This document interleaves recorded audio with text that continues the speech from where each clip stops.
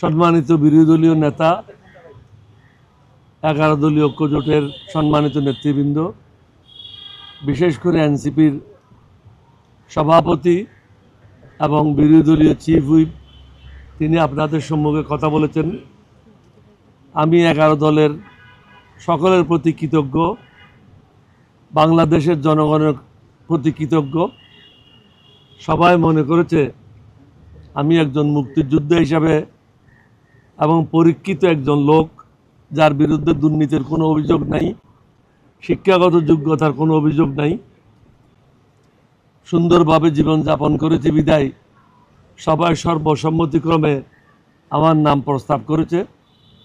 আমি সমগ্র জাতির কাছে কৃতজ্ঞ, 11 দলীয় ঐক্যজোটের সকলের কাছে কৃতজ্ঞ, আমাদের সকল নেতাকর্মীদের কাছে কৃতজ্ঞ।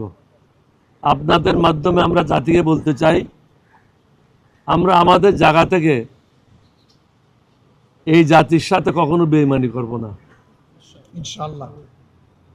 মানুষের জন্য যেটা ভালো, আমরা হারবো বা জিতবো এটা প্রশ্ন না।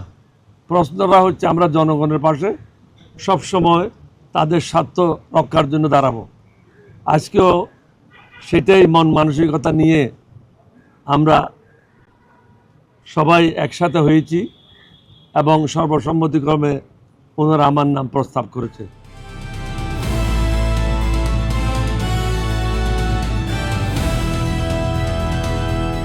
দিনাজপুর টিভি, মানুষের জীবনের কথা বলে।